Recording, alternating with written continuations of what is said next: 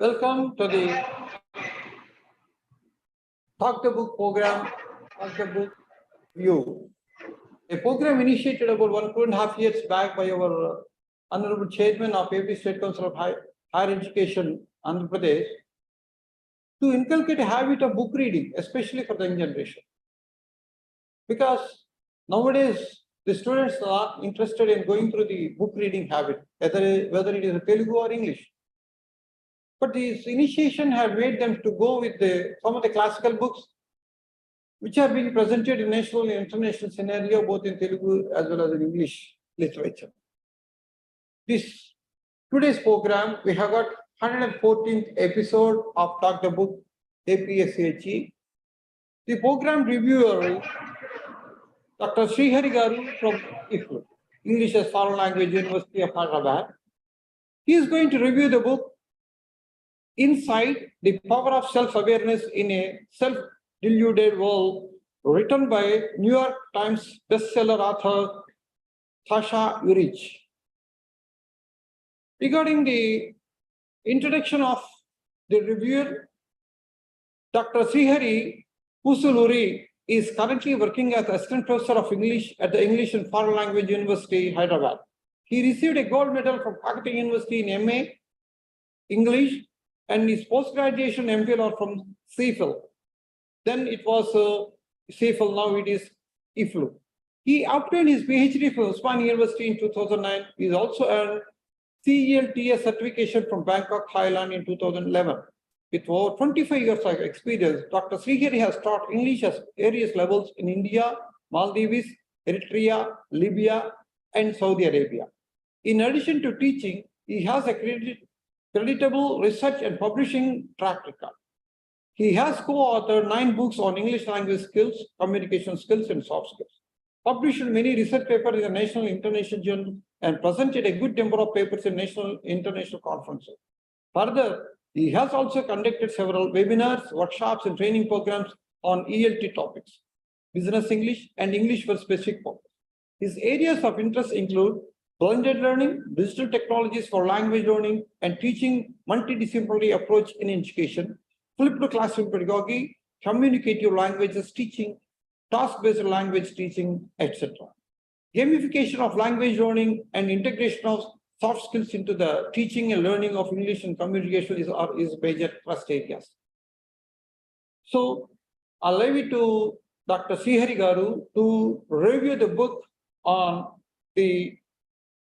today, Insight, the Power of Self-Awareness in a Self-Deluded World, written by Tasha, Eurich. So now I'll leave it to you, sir.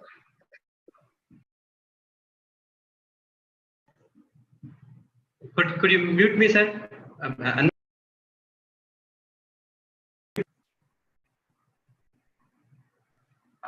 Mute. Good afternoon, everyone. Thank you for joining for this book review. I'd like to thank the chairman, Sri Hemchandra Reddy, Andhra Pradesh State Council of Higher Education. I'm glad to know that the Talk the Book program is the brainchild of Chairman Sir. My thanks should also go to Dr. Bhaskar Garu, the coordinator of the Book Talk program. He has guided many reviewers in how to conduct the book reviews effectively. I also would like to thank Dr. Ramesh Babu, Assistant Professor of Geetham University, for his support. Now I would like to start the review of the book, which Dr. Bhaskar Garu has already told you, and that is Insight, the Power of Self-Awareness in a Self-Deluded World by Tasha, Eurich. Well, some of you might have read this book, or some of you may have heard of it. And this particular book is very useful for students, teachers, and for business organizations also, for the leaders. I will give you basic details of the book first. The title, as you can see, is Insight. It has a subtitle, The Power of Self-Awareness in a Self-Deluded World. Author is Tasha Eurich. She's from the USA and she holds an organizational psychologist, PhD in organizational psychology. She has written many books, and her first book is Bankable Leadership, and she has written for the Huffington Post, Entrepreneur, and CNBC.com. Many of you may be reading novels, which is fiction. You may have read dramas, that is plays. Some of you may be interested in poetry, but the book and the genre to which this particular book inside belongs to is self-help category. It's a self-help category book. Some of you might like the self-help books and some of you might not like these self-help books because most of them have the opinions of the authors, not much research work is done. But in the case of this particular book, Insight, Dr. Eurich has done extensive research, and all her statements, claims, and views are based on at least 4 to 5 years of research she and her team undertook in many countries. Okay, now you may want to know how I discovered this book. I have the habit of watching TED Talks, but I also write a lot of articles on different topics.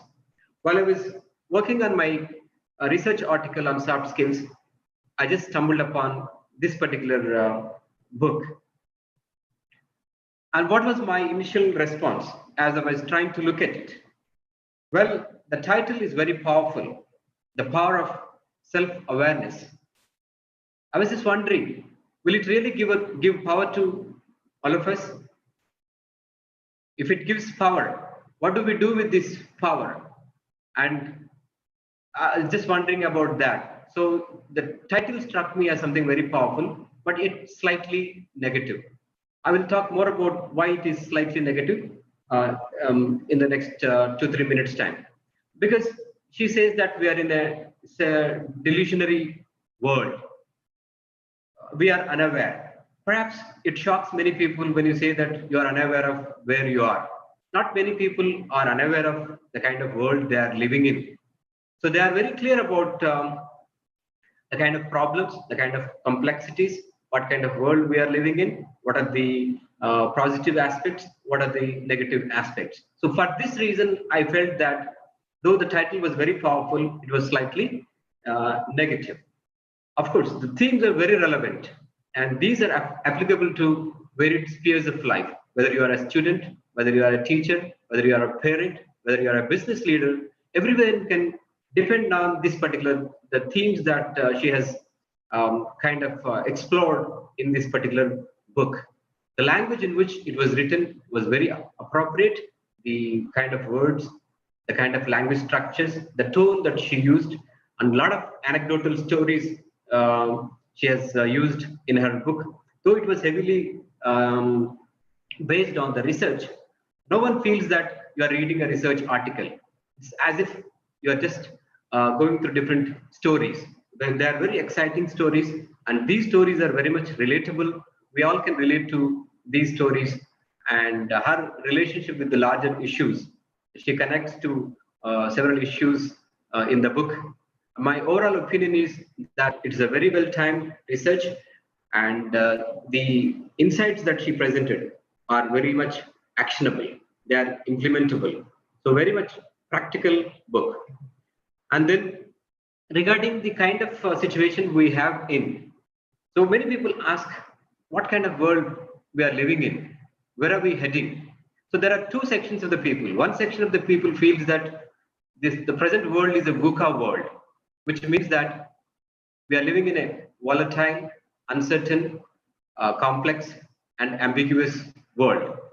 There are other people who feel that, yes, there are many people who are working on replacing volatility with vision, uncertainty with understanding, complexity with clarity, and ambiguity with agility. So we have people who have the positive qualities also, and we have people who have the negative qualities. Like, for example, there is this war going on between Russia and Ukraine. Maybe you can say that it is a bit chaotic, senseless, or maybe you can say that it is geopolitical. So our views and opinions and arguments will vary depending on how we see, how much we are aware about different situations. So the present book has 4 parts. In the part 1, she talks about what are the roadblocks and building blocks to this particular powerful concept, self-awareness. And then she talks about the 7 pillars of insight. The best takeaway from this book is these 7 pillars. I strongly believe that if we can keep in mind these 7 pillars and try to use some of them, we would be successful. You as students and as teachers, as parents, as business leaders, everyone can have their own share of success by using these 7 points, these 7 insights that she's going to present. But at the same time, she tells us that we all have our own blind spots. So she says that we think that we are self-aware. We are knowledgeable about the kind of strengths and weaknesses we have. But her research shows that majority of the people, even the ones who think that they're very much aware of their strengths and weaknesses, are unaware. When she actually researched, when she actually interviewed them for her research, so she found out that this was very shocking. And nearly 70% of the people are unaware of their own strengths and weaknesses. Even the ones who think that they are aware, in their actual performance, they're not able to do a good job. We will see these things later. And this is mainly because of the cult of self, which she explores in the part 1. And she says that we tend to be very self-absorbed, all about myself. So my own strength, what I'm capable of, what I know more about, what kind of leader I am, what kind of characteristics and the traits and qualities that I have. So I know everything about it. So this is more focus on I rather than we. She refers to that as the cult of self. And in the part 2, she talks about the 2 categories of self-awareness. In the part 2, she talks about the internal self-awareness, and in part 3, she talks about the external self-awareness. We'll look at these 2 things shortly in the next few minutes. And part 4 is about how leaders build self-aware teams and how to survive and thrive in a delusional world. And the most important part of this book, as I told you already, is the 7 insights she presents to us and 13 appendices this particular book has. So you must go through each of the appendix and then take the benefit of this book. I hope if we can do these 2 things, you will get the most benefit and maximum. We can read maximum benefit out of this. This particular book has 345 pages, and you might not read this book at one go. It is not pleasure reading. You need to kind of put in your heart, mind, and soul as you decide to read it. But you can surely take the you get the best out of this particular book if you pay attention to this. So what are the things that we can pay attention to? There are 2 key themes that she talks about. One is there is a connection between self-awareness and our success. Our success in any sphere, be it in a student life, in your career, the career could be teaching or any other aspect, be it business. So if those who are aware of their strengths and weaknesses tend to achieve more success. She has shown that with a lot of hundreds of research studies she has taken up, and she has established this fact. The fact is that those who are self-aware will be successful in every sphere of their life. And the other major takeaway from this book is that she contends that she claims that this particular self-awareness is a trainable meta skill of the 21st century. And this is critical for success in today's world. As we have seen, today's world is characterized by a lot of negatives and positives also. Now, if you look at climate change, if you look at the war between Russia and Ukraine, you might get the feeling that the world is more chaotic. But then there are also many other positive aspects to it. But whatever may be your perception of the world may be a bit negative or positive. What is important is if you have this self-awareness, you can train yourself to be a successful person, no matter whether the world you are living in is delusional or positive. And if I can give you a one-line summary of this book, it could be, we can survive and thrive in a delusional world, and leaders can build self-aware teams and organizations by practicing the 2 types of self-awareness and the 7 pillars of insight. The 2 types of self-awareness are internal awareness and external awareness, and the 7 pillars of insight, which we'll see very shortly. And what could be some of the highlights of the book? Well, I already touched upon my initial reactions. But the most important highlights are the book is very engaging, insightful, and pragmatic. I say engaging by looking at the style. As I told you already, she has used a lot of anecdotal stories. So these anecdotes are something that you can easily relate to. So the language in which she has written, the style in which she has presented her findings are very much engaging. So you don't get the feeling that you are reading a research paper. So you feel that it is a very pleasurable story, but every story has something from which you can take. So it's very insightful. There are 7 key insights, which I will show you in a few minutes' time. And it's very pragmatic because most of the insights are practicable. And the author explores the topic using a vast body of research, which lends credibility and depth to the claims the author discussed in the book. As I remarked initially, many self-help books lack these research-based insights. But whereas in this particular book, this is the kind of USP, unique selling proposition of this particular book, is that it is very much research-based.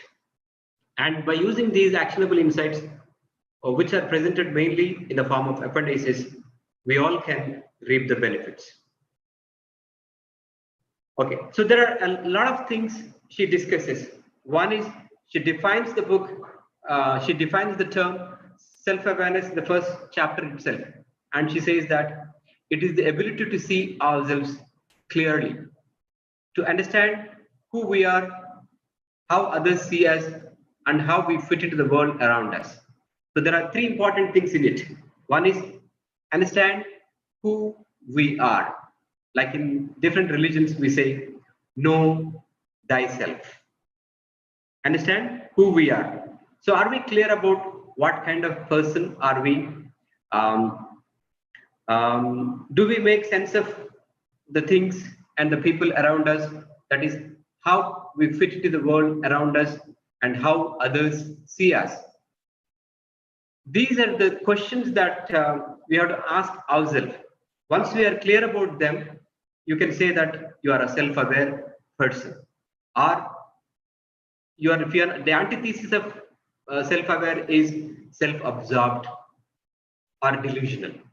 So her conviction is that, her statement is that most of us, though we think that we are self-aware, we are either self-absorbed or we live in a delusionary world. Right. So she relates to the point, the philosophical Greek maxim, know thyself. And she says that as human beings, we have this unique ability. We can recognize our own thoughts and emotions. And we cannot say the same about the animals or other insects or other species. But what is special about the human species is that we are endowed with this special power. That means we can start from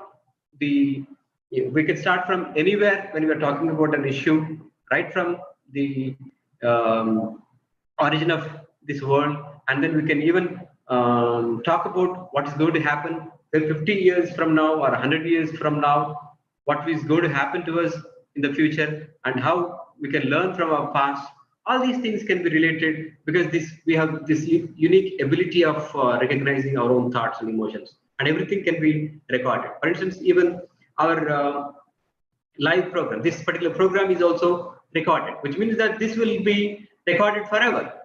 So this is the capability that we have adopted. So we are making use of the technology and trying to connect with other people. So how we connect with people, how we make use of the technology, how we make use of our thoughts and emotions. These are the special qualities that humans have when we compare ourselves with the other species. And she further elaborates this by saying that we can improve the skill of self-awareness, and it is vital to our individual and group success.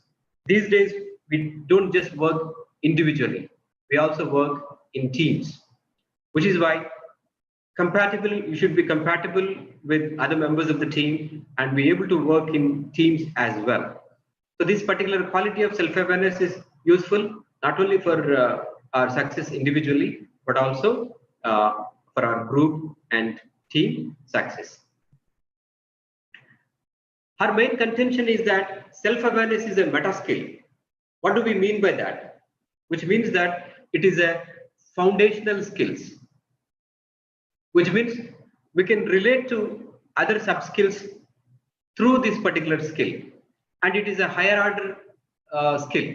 You know, in Bloom's taxonomy, we have remembering and understanding, which are the lower order, analysis, application, and creation. These are the higher order skills. So a meta skill is a higher order skill, which enables us to better learn other skills and improve our existing ones. This is taken from testgorilla.com. So meta skills are intended to cultivate a growth mindset that enables individuals to prepare themselves for lifelong learning or to develop new competencies in an ever-changing work environment.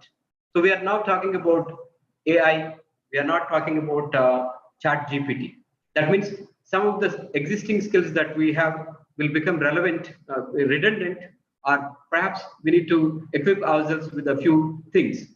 So there is this demand or necessity for learning new skills as a result of changing technology, as a result of emerging technologies, and as a result of general changes that are taking place. So those who have the meta skills, such as self-awareness, will be able to quickly learn the other skills. That is the main contention why she calls the term a meta skill. And her definition is this, Eurich's definition. Self-awareness is the meta skill of the 21st century. The qualities most critical for success in today's world are things like emotional intelligence, empathy, influence, persuasion, communication, and collaboration. These all stem from self-awareness. So let me pause for a while and then check whether you agree with this. Okay, when we say it is a meta skill and other skills can be learned, we are talking about now soft skills, knowledge of the soft skills. We are talking about technical skills. We are talking about the subject knowledge. So where do we see all these things? Is it enough if you have the technical skills and subject knowledge? Can you get the job? Perhaps technical skills are required to get the job, but many people, even the organizations, they feel that those who do not have communication skills, those who do not know how to talk to their clients, and those who do not make presentations and organize meetings and stay organized themselves, those who do not manage their time well, and those who cannot get along with other people are finding it difficult to cope up with the job pressures. As the technology is changing, the nature of our jobs is also changing. As a result, what is happening is that there is a lot of demand for soft skills. So what self-awareness is one of the important soft skills, and it is a meta skill. Daniel Goleman, you might have heard, has come up with a book known as Emotional Intelligence. We call it EQ. So for someone's success, we don't just depend on the IQ, emotional quotient, we also need to depend on the EQ, that is the emotional quotient or the emotional intelligence. So there are a lot of books about emotional intelligence. Dr. Howard Gardner, Dr. Daniel Goleman, they have done extensive research in this field. Well, why I'm talking about this emotional intelligence is that the self-awareness as a meta skill is related to some of the soft skills which our organizations need. Even in the educational institutions also, we need students who are very alert. We need students who are very creative. We need students who are critical thinking skills. Dr. Yuval Noah Harari, an Israeli historian, and many other thinkers feel that there are 4 important C's. One is communication, and the other is creativity, and the third one is collaboration, and the fourth one is critical thinking skills. These 4 C's are the 21st century skills. Dr. Tasha Eurich feels that these 21st century skills, such as the 4 C's and even the emotional intelligence that Dr. Daniel Goleman talks about, all of them can be learned, all of them can be practiced, provided you are self-aware, provided you ask yourself, what do I know about myself? Know thyself. So if you are clear about your strengths and weaknesses, if you are clear about how others perceive you, how others perceive your work, success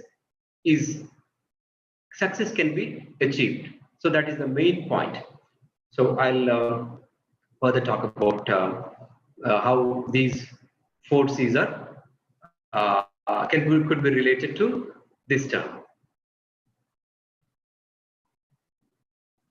As I told you just now, many present-day thinkers expect the students and the employees, and of course the employers also, to focus on the communication.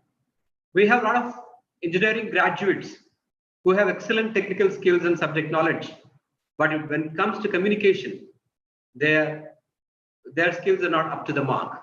So effective communication is lacking. And in fact, there are many researchers which say that 70 to 80% of the students, the engineering graduates, are lacking in this particular communication skills. And of course, the another thing is the critical thinking, because we do not take things, we just take things at their face value. We do not give much importance to this aspect of critical thinking, which means that we don't analyze, we don't look at the positive and negative aspects of it and different perspectives of an issue. So this is briefly about critical thinking. And then the creativity aspect of it. Of course, there is some improvement in this area. There are a lot of startups in countries like Israel and India where people are being original, fresh in their thinking, and they are coming up with a lot of innovative ideas. But as far as this quality in our teaching and learning situation and in our business situations, that needs to improve. And even the collaborative aspect, we are doing well as individuals, but we need to work as teams. To be able to work as teams, the most important skills is to be able to network with others, to be able to get along with others. So this collaboration is also a key skill.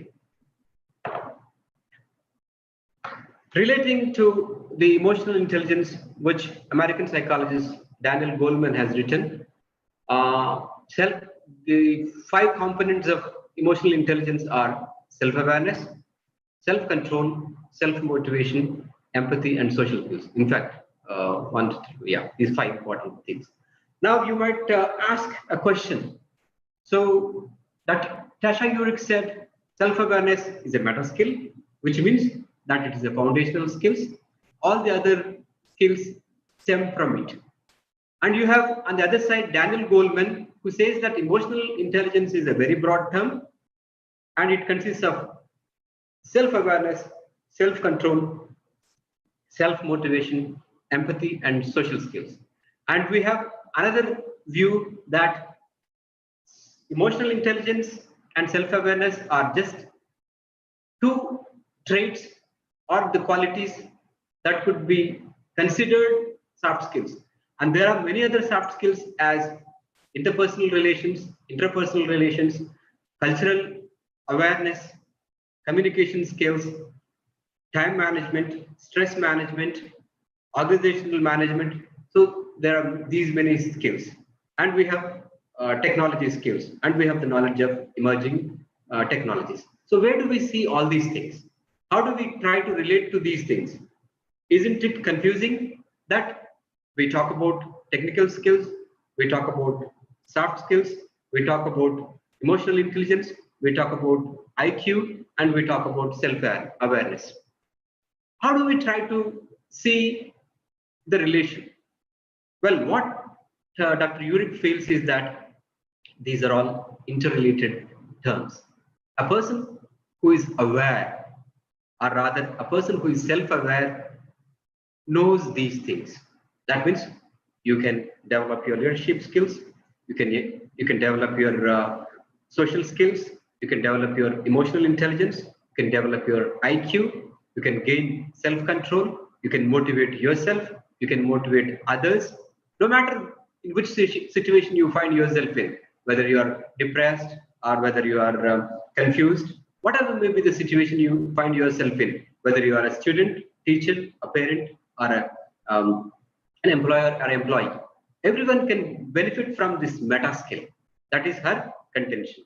So as you try and read different books related to soft skills, different books related to emerging technologies, and different books related to emotional intelligence, you should understand that all these concepts are interrelated. So you have something known as hard skills and you have soft skills, and both complement each other. We require all these skills so that we can achieve success in different spheres of life. So the self-awareness is of two types. One is internal awareness and the other is external awareness. What is internal self-awareness? It is the understanding of our own behavior, our own strengths, and our own weaknesses. That is internal self-awareness, the two main categories that she talks about. So how much aware are we about our own strengths and weaknesses, our own emotions, our own knowledge, our own capabilities, our own competencies? The competencies could be related to, again, technical skills or soft skills. This is internal awareness. Many of us feel that, well, I know what sort of person I am, whether I am polite or impolite, whether I am submissive or aggressive, whether I am tactful or tactless, whether I am dull or cheerful or negative or aggressive. So the kind of qualities that we have. So the internal self-awareness, we all assume that, yes, I'm clear about the kind of person I am. I know the kind of experiences that I have. I know the kind of emotions that I carry. I know the kind of education, the kind of the brought up that I've had. But she says that your internal awareness your knowledge of internal awareness is limited. You think that you're this kind of person, but how do others see you is also important. So that is the external self-awareness, having a sense of how others see us. Now, if you are a student, do you know what your parents consider you? What sort of person are you? Do you know how your teachers, what your teachers think of you? Do you know what your peers, what your classmates think of you? And do you know what your others, people around you, your neighbors and your relatives think of you? These are different. You need to get feedback from different directions. We keep getting this feedback from different directions. Usually, this feedback is unconscious. Usually, this feedback is indirect. But what Dr. Eurich feels is that this needs to be conscious and this needs to be done systematically. When this internal awareness and external awareness complement each other, and when it is done systematically, just like how we do research, we can use these insights for our success in every sphere of life, be it in studies, be it in your career, or be it in your day-to-day life. That is the main point she wants us to know when she categorizes this awareness as internal and external. Well, I just mentioned that the main takeaway of this book is the 7 pillars of insight. Okay. So these 7 pillars are the ones that all of us should cultivate. In the context of the book, she talks about the unicorns. That means people with high self-awareness, they possess these insights. And for us, her suggestion is that since people with high self-awareness have these qualities, anyone can keep these things in mind and do something so that you can acquire these 7 values or these 7 insights. One is these people, I mean the high achievers or the people with self-awareness are clear about their values. What are the principles that guide you? They have this courage of convictions. So these are my convictions. These are my principles. These are my values. So they are clear about it. Now, in your day-to-day life or in your professional life or as a student, are we clear about the kind of values that we have? Is your life dictated by some sort of principles? So we need to kind of ask ourselves. In the future, what's going to happen is that many companies, they'll not give much importance to your degrees and disciplines. They're just looking at the values, passions, and the skills and competencies that we have. Many companies have already started this process. So they don't look at whether you are a science student or art student. They will only look at the kind of skills that you have, the kind of values that you have, and most importantly, they are related to both technical skills and soft skills, the time management, your fitness as fit as a team leader, and other things. And the other thing is the passions, what they love to do. Do we have the passion to perform? Are we passionate about certain things? Are we doing things because this is something that is being forced? Your parents say you do engineering or you do medicine, that are you doing it? Or are you in this particular line of profession because someone has forced you to do it? Or is it out of passion, out of love? So we need to ask ourselves. When you are passionate about it, you enjoy doing it. Otherwise, if something is forced upon you, perhaps you won't be able to do a good job. So we need to feel passionate about things. Only then success can be achieved easily. So cultivate passion. For example, some people might end up doing something that they don't like. So what is the solution for that? Even if you are doing something, for instance, you may become an engineer, but you always wanted to become a doctor, but for some reason you became an engineer. So what is it that you have to do? You have no other choice than develop your competence in that particular area. So you need to feel passionate about the things that you are learning, the things that you are going to do. So passions can be acquired even when the things are forced upon us. For instance, most of us, you may love to do something and you might end up doing that. If it matches, that's perfect. But if it doesn't match, there is likely to be a conflict. There is likely to be a pressure. There is likely to be some sort of chaos and confusion. That time we need to be careful. But the general advice that she gives is that you need to focus on values, passions, and aspirations. What they want to experience and achieve. Your goals. We say, talking about goal setting, it should be smart, specific, measurable, attainable, realistic, and time bound. So what kind of aspirations that we have?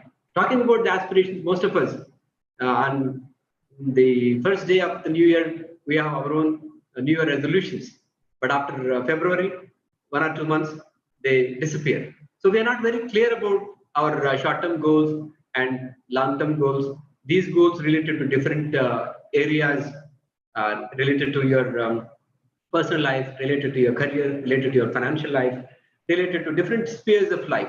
We need to have our own short-term goals and long-term goals so that we become clear about the aspirations. and we need to write our goals down so that we can achieve them. She talks about another word called fit. So the environment, they're required to be happy and engaged. So are you surrounded by the people that you like, the people you love, the kind of work in atmosphere, the kind of workplace that you have? Do you have the positive environment? So is it really making you feel happy, engaged, or is it making you feel frustrated, or are you pressurized? So we need to ask ourselves these things. So you can do a lot to create a positive work environment. If you are a student, you can do a lot to create a positive study place. There are certain things which can be in our hands, like take interest in certain things, contribute as much as you can, and give suggestions so that certain improvements can be brought in the study place or in the workplace. So we should do our bit to improve the general environment wherever we are working.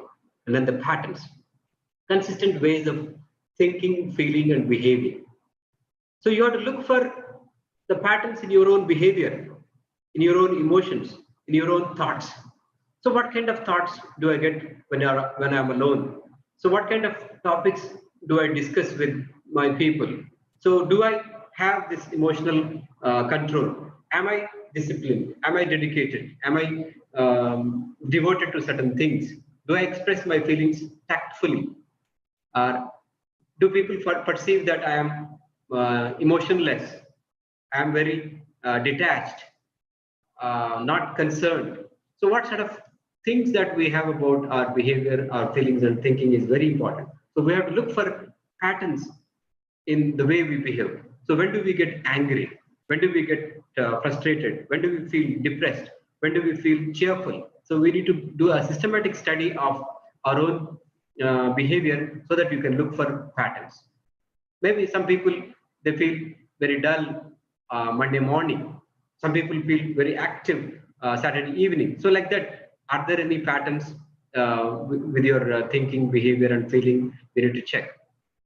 And then the reactions, the thoughts, feelings and behavior that reveal their capabilities. When something happens, do you react or do you respond? Some people, whatever happens around them, they don't just respond to it. So we need to be clear about when to respond, when not to respond, and how much attention should be given to a particular thing, and when to ignore, and when not to be concerned much about it. So our reactions. And the final insight is that you have to create impact. As a society, as human beings are, what should I say, social animals. What is very important is the kind of impact we have on our society, the effect the high achievers on others.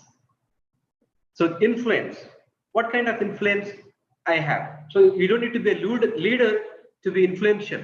Maybe you have your own digital presence, you have your own social media, the use of social media platforms, or when you talk to your people at home or in your workplace or in your educational institutions, the kind of impact that we can create. So you need to be mindful of it.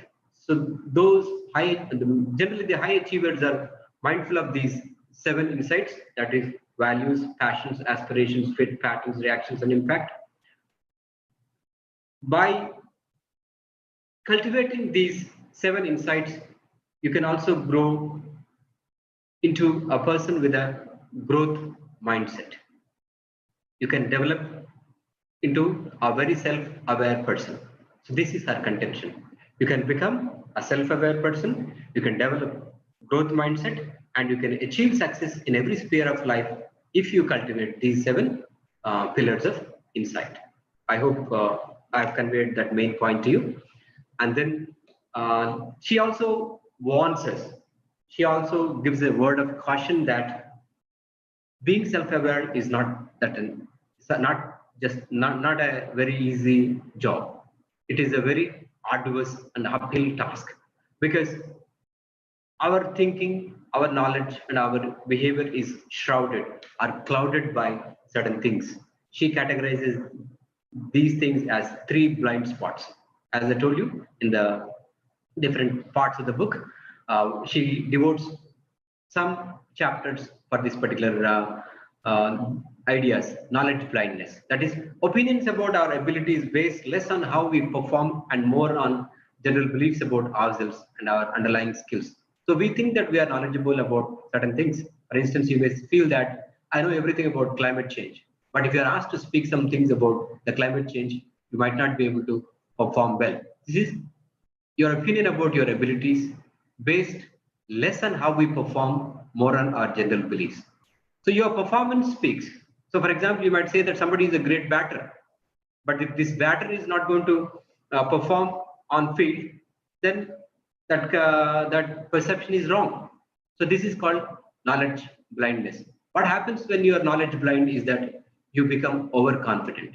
You don't try to learn new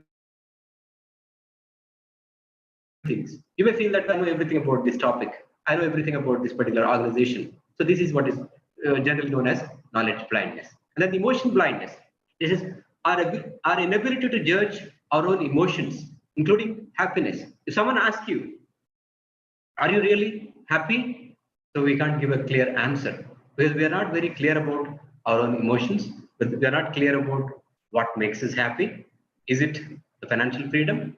Is it the books that you read?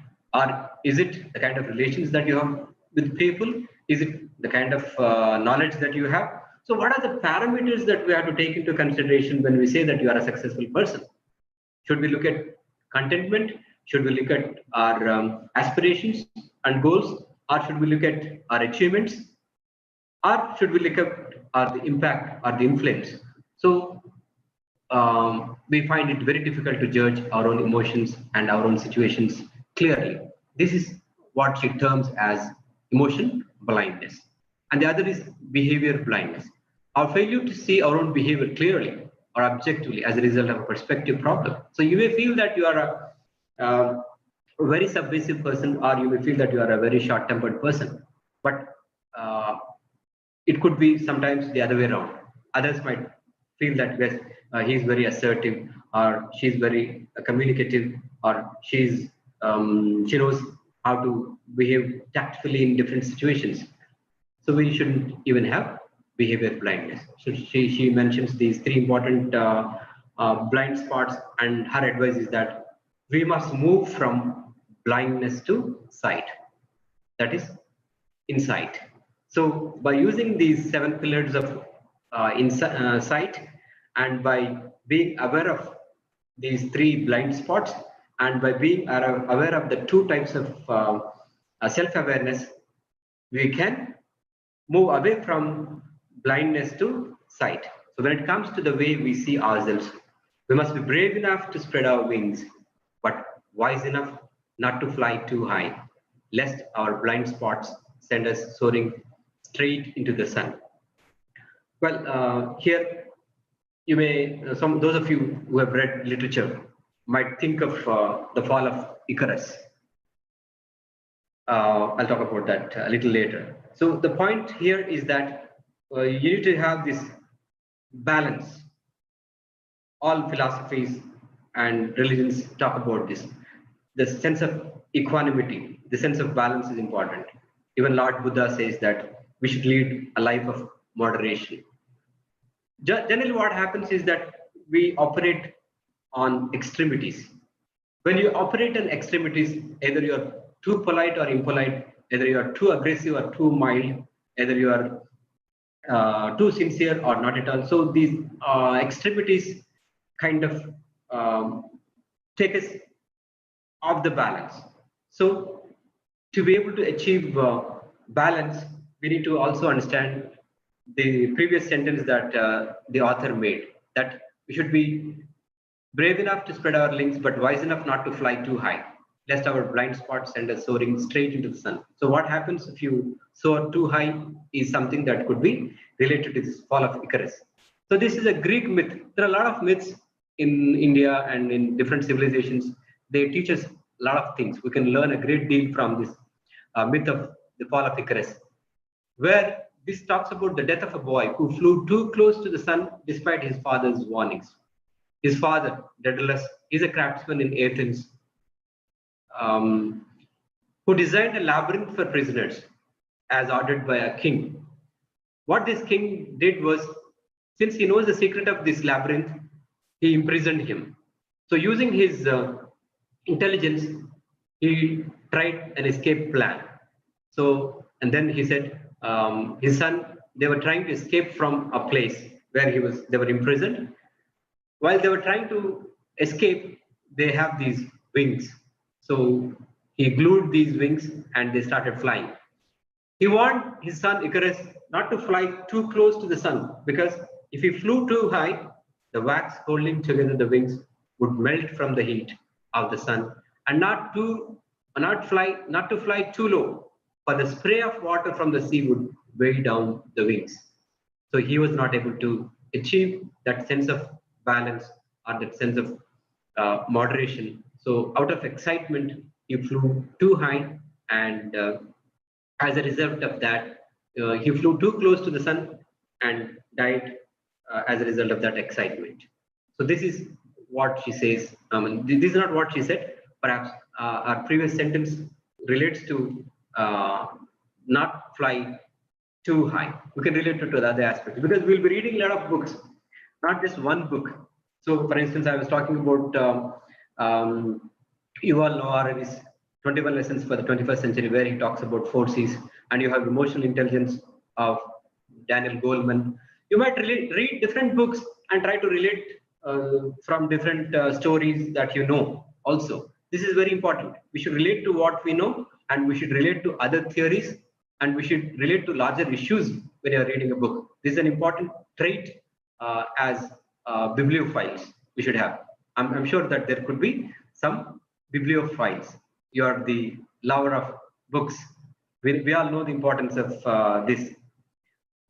I'm sure that those who are attending this book review, I consider them to be bibliophiles. Since you are interested in the reading of the books, and you know that the benefits you can accrue from reading the books, such as prevent cognitive decline, and many people have suffering from Alzheimer's disease, forgetfulness. So the best antidote for that is reading of the books. It keeps you active cognitively. It sharpens your memory. You can get to learn many things. You can socialize with other people as a result of reading books. Share your knowledge with other people. So, and there are many other points she discusses, and the other one is the cult of self. That is, we should not remain self-absorbed. Since I don't have much time, I'll have to go a bit fast from now on. And the next point she says is that we should resist the cult of self. That means we should be focused more on ourselves, not I all the time. Let's say we. So she says, be an informer. Focus less on you and more on engaging and connecting with others, so that you can become more impactful.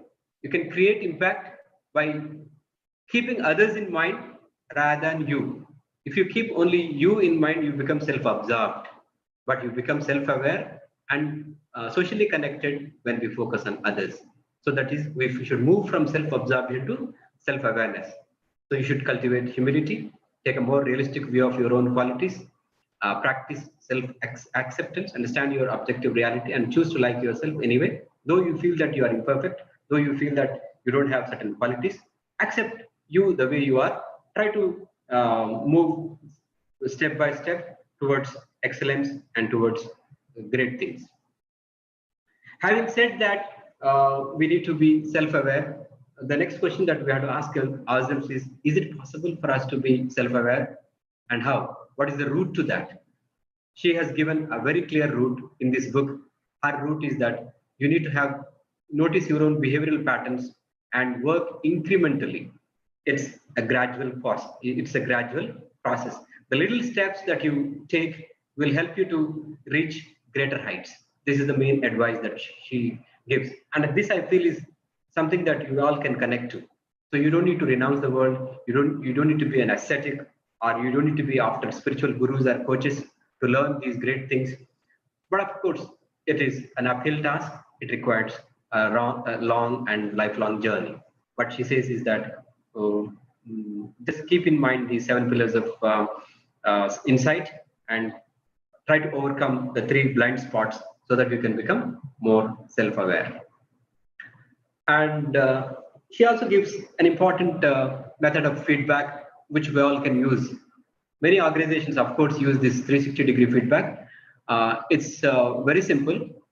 We call it 360-degree feedback because you get feedback from all directions, from different stakeholders and from different people. You get it. So that's why it's called the 360-degree feedback. And her statement about the 360-degree feedback, which I've taken from the book, is recent technological advances have made 360 degrees accessible in companies large and small. While the simultaneous growth of my field, she belongs to this organizational psychology, has made them increasingly popular. And nowadays, depending on who you ask, anywhere from 30% to 90% of organizations use this tool. So this 360-degree feedback is a powerful tool. People, our companies large and small are using it. They can be used with great success in families. It is not just for organizations, even families, schools, community organizations, to name a few, can also be benefited. She gives a clear study in which 360-degree feedback was used. In one study, undergraduates in a science and technology program that received 360-degree feedback, that is, from their friends, parents, and teachers, turned in higher quality homework and even received better grades in the course. That means they excelled in their studies as a result of getting 360-degree feedback, which means they got feedback from their friends, parents, and teachers. This is just one example. Like this, she talks about many studies and then says that we need to make use of feedback. This is the route to external self-awareness. Finally, you might want to interact with me and then say, what do you feel about this book? Perhaps I'm not interacting with you because of certain restriction here, but I would ask myself this question: how would I rate the book? So I would give 4.5 out of 5. So you might say, why not 5? Because only if the title is more positive and the ideas are better connected to related topics and theories. Like related topics I've already discussed, the emotional intelligence aspect of it and the forces. It could be better related to those aspects, but still it's a wonderful book. And who should read this? In fact, everyone. Insight is a must read for those who want to see themselves clearly, those who want to become self-aware. And if you want to work on improving your self-awareness and your emotional intelligence and your soft skills, and if you want to achieve success in relationships, happiness, and success, all these things, be it in relationships, be it in cultivating happiness, or be it in becoming a successful person, you need these insights. I told you the book has interesting appendices. There are 13 appendices. So these are, you can assess your self-awareness in terms of these appendices. They relate to the 7 insights as well as some other points. For example, what are your values? What are your passions? What are your aspirations? These are all the appendices. You can also check your score. You can also interpret your scores. What are your strengths and weaknesses? What is your impact on others? Do you have these are the things? How humble are you? What's your need for absolute truth? How often do you ruminate? Do you have a learn well or do well mindset? How much feedback are you getting? And 360-degree feedback. So, and this is an example of what are your values. This is just a sample that you can use. She gives this as an appendix 1, that is appendix A. So like this, there are many other appendices. Please go through these appendices and you can check your self-awareness by using these 13 appendices. And finally, she ends this book with a beautiful statement. The lifelong journey to understanding who we are and how we are seen can be a bumpy one, full of obstacles and roadblocks. It can be difficult, painful, and slow. It can make us feel imperfect, weak, and vulnerable. but this road is also paved with the greatest of opportunities. And she makes you the author see Joybell's statement and then says, I think that we are like stars. Something happens to burst us open. But when we burst open and think we are dying, we're actually turning into supernovas.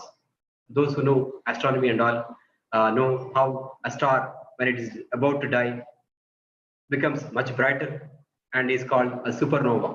And then when we look at ourselves again, we see that we suddenly become more beautiful and than ever before. So self-awareness transforms us into supernovas. So no matter what sort of person you are now, even if you are a star, you can become a supernova by following the 7 insights that she has given you. I hope I have presented these 7 things, the 7 pillars of insights. If you make use of them, I'm sure you could achieve success in every sphere of your life.